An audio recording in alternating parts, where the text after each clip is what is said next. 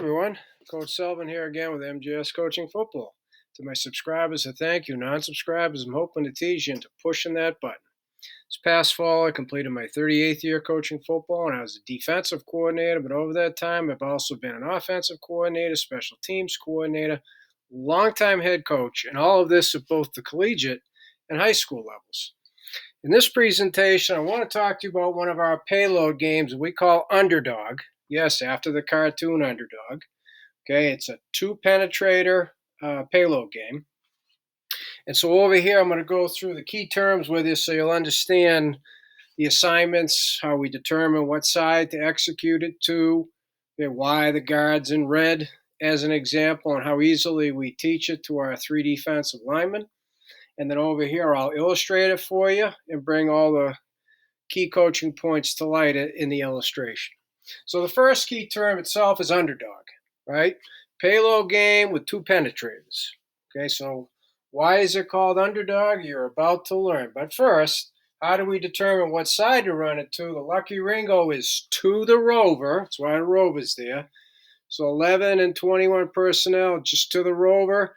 Otherwise, it's to the lizard rip. So all the even 10, 12, 20, and 22 personnel, it's to the lizard rip. So this is a strong side pass line stunt. Okay. So the nose, as you see here, is going first, which makes him penetrator number one. He goes first to the call because he's involved with the looper. All right. He's going to stab a gap to the call through the guard. So he's not looking to pick him, and he's not even necessarily looking to bull rush him. What he's looking to do is to go through the guard and then work out, if it's pass, for outside cage. Okay? So why all that's the case, you'll see momentarily when I get to the diagram. Okay, so it's a little tweak for what the guard's doing, and his nose is doing, excuse me. And as he's going, if he's got a chance to sack the cue, he's going to take it to answer that question. Okay?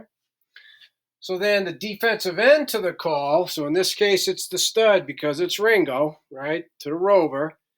He goes second, which makes him the looper. And so subscribers think you go.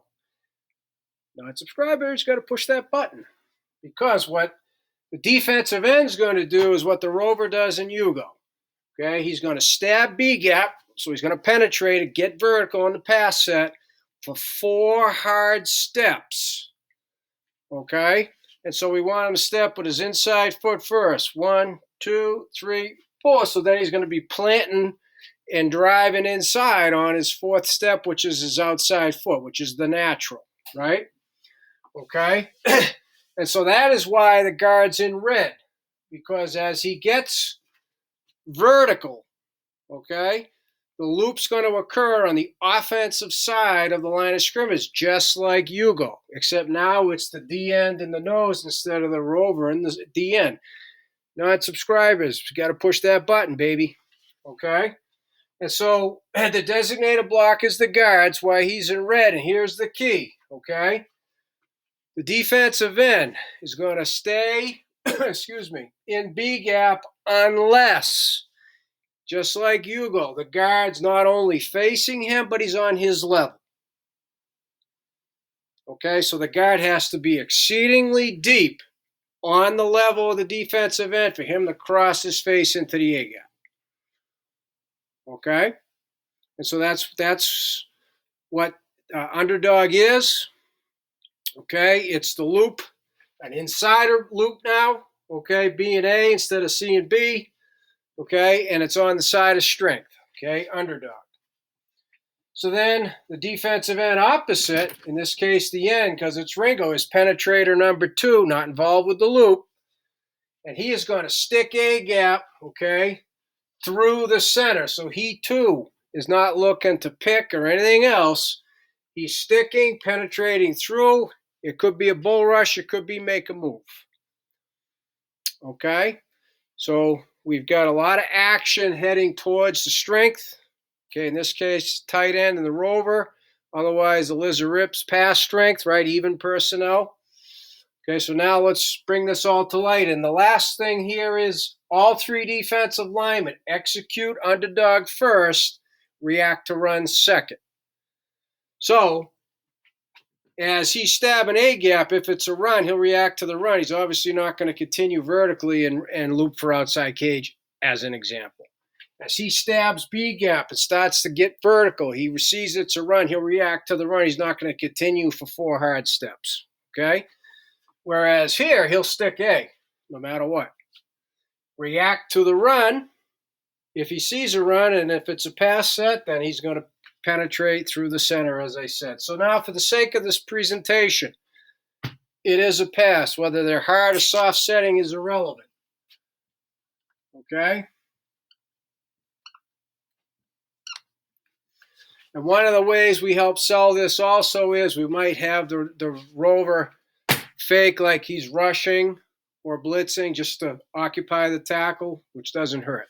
So first up, right, would be the nose, penetrator number 1. It's a Ringo, snap of the football, right? Stabbing A gap, getting vertically through that guard, okay? Since it is a pass, and there he is pass setting, he works for outside cage, loops for it. Again, if he has a chance for the sack, he takes it. Defensive end, the stud in this case, second, stabbing B gap. Okay, remember, stab, vertical, penetrate, right? You're attacking the set of the offensive line. So 4 hard steps, right? 1, 2, 3, 4. Now, looping in B gap, butt side of the nose, as always, butt side of the penetrator. If the guard is on your level like that, and he's looking at you, that is when you cross his face into the A gap, because then it technically puts him in the A gap, right? The nose exchanged outside, you're in. So there it is, boom, done. Okay, but the exchange, the loop occurs deep in the offensive backfield instead of here on the line of scrimmage, possibly on our side or not too far on the offensive side. So there it is. There is Underdog, okay? And then to finish it off, defensive end away, sticking A, right? And that's a lot of pressure on the B gap to B gap part of the protection. So as I said at the beginning, to subscribers, I thank you, and non-subscribers, boy, do I hope I teased you into pushing that button. To everybody, please reach out to me at CoachMJSullivan@gmail.com. Love to talk football with you. I'd like to thank you for watching MJS Coaching Football.